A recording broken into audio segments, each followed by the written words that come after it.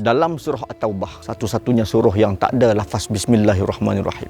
Di akhir ayat ada satu ayat yang ramai orang mengamalkannya kerana meyakini bahawasanya di situ ada fadilat. Ayat 129 yang berbunyi, Ba'da a'udzubillahi minasyaitonirrajim, fa in tawallau faqul hasbiyallah la ilaha illahu alaihi tawakkaltu wa huwa rabbul arsyil azim. Ayat ini ayat terakhir yang Allah turunkan kepada Nabi Muhammad SAW dengan katanya Allah, fa in tawalau, jika mana mereka berpaling padamu wahai Muhammad, katakanlah pada mereka, hasbiyallah, cukuplah Allah bagiku, la ilaha illahu, dan tiada ada Tuhan yang berhak disembah melainkan Dia, alaihi tawakkaltu, dan kepadanya lah aku berserah.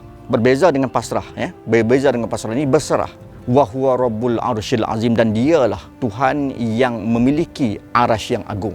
Bila kita bincang pasal fadilat, kita tak boleh, ayat ini tak boleh ambil sebagai azimat gantung sana gantung sini. Ini bukan fadilat. Maksud fadilat ialah kita meyakini ayat ini dan kita mengamalkan ayat ini. Maksud meyakini, mengimani. Apa maksud iman? Maksud beriman adalah kita menzahirkan dia dengan perbuatan secara zahir dan kita mengaku dengan lidah. Maksudnya, bila mana dalam ayat ini Allah minta Nabi SAW untuk serahkan diri kepada Allah, kita tawakal kepada Allah. Maksudnya di sini tempat pertolongan kita hanya Allah Subhanahu wa Ta'ala. Kalau kita nak dapatkan pertolongan daripada Allah, apa kita kena buat? Bila kita benar-benar beramal dengan ayat ini, maksudnya kita kena yakin dan kita kena beramal bersungguh-sungguh untuk beribadat kepada Allah Subhanahu wa Ta'ala. Nak kaitkan dengan ayat ini, bagaimana kita nak mengimani dan beramal dengan ayat ini, tuan-tuan? Dalam satu hadis qudsi daripada riwayat Hakim, Allah Subhanahu wa Ta'ala berfirman, yang maksudnya huraiannya beginilah. Allah kata, tidak ada orang yang aku lebih cintai daripada seorang yang taqarrub dengan aku, yang dekatkan diri dengan aku dengan melakukan perintah-perintah yang telah aku berikan kepada dia, aku perintahkan kepada dia, dan dia secara konsisten melakukan perkara-perkara sunat untuk mendapatkan kecintaanku pada dia.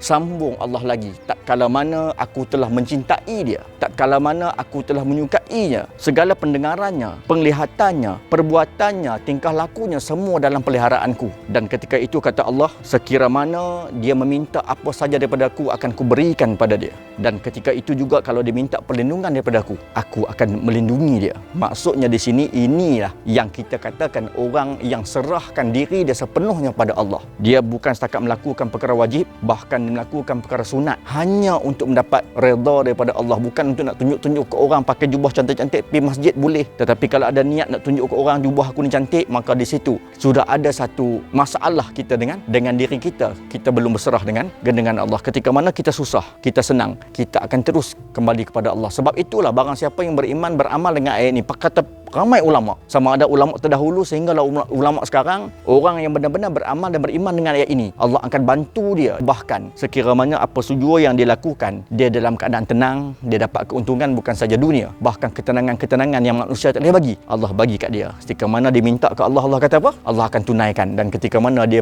nakkan perlindungan daripada Allah, Allah akan beri perlindungan. Kalau benar-benar kita nak semua ini, berimanlah dengan ayat ini dan jadikan ayat ini amalan, bukan setakat dengan bacaan, tetapi juga untuk kita beramal benar-benar dengan ayat ini. InsyaAllah, moga-moga kita mendapat fadilat daripada ayat 129 surah At-Taubah.